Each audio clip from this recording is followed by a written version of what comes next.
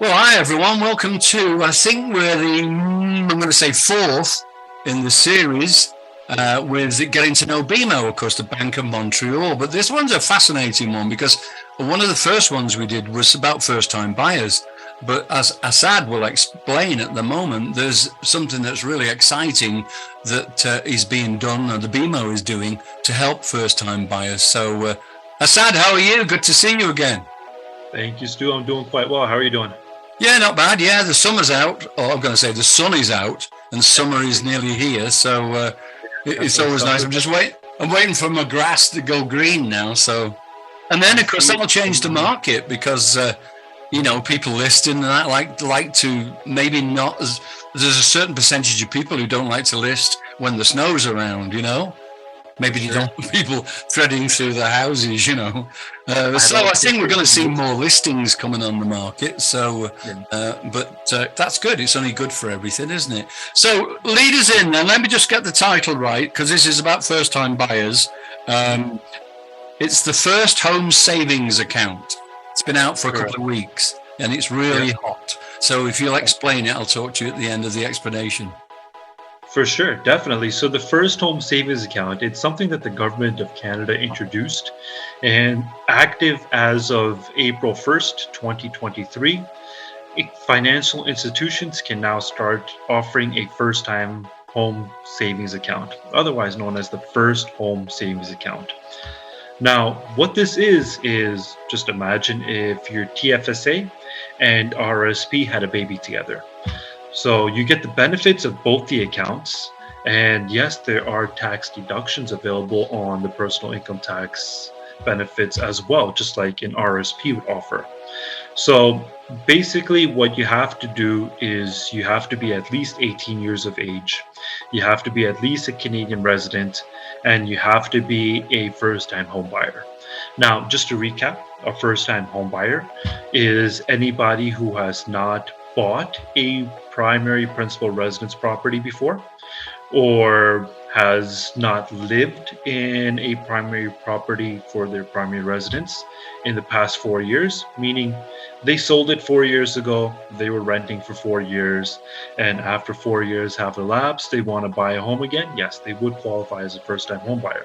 Or if there's a marital breakup going on, and both parties of that marriage or common law, were parties and legally on title for that home. After that breakup, they both would be qualified as first-time home buyers again. So those are the criteria to qualify and to participate in this First Home Savings Account. Now, let's talk a little bit about what it actually is. It's another tool for Canadian residents or first-time homebuyers to actually save up for that first-time dream home that they're looking for. Now, yes, there is already an RSP out there that they can use for the first-time homebuyers program, but they can use this account in conjunction with that. So now you have two tools to save with, not just one. And just like the RSP, everything that you put into the First Home Savings Account, just like you would an RSP, can be tax deductible for that year which you are contributing to that account. And just like a TFSA, if you are withdrawing the money for the First Home Buyers account, is tax-free. Just like you would withdraw money out from your TFSA, it would be tax-free.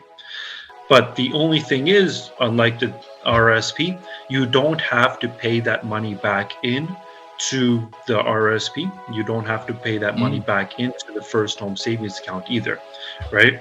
So unlike the RSP, where you have to pay the money back within the 15 years of withdrawing it from your RSP for your first-time home buyer's account, you do not have to pay the money back into your First Home Savings Account when you withdraw for your first home. So it's a little going on, but let's talk about the numbers. For the year, you can annually deposit $8,000 into your First Home Savings Account. And for the lifetime limit, it's a maximum of $40,000 that you can put into that account. So if we look at it, you can withdraw a maximum of $35,000 from an RSP and a maximum of $40,000 from a First Home Savings Account.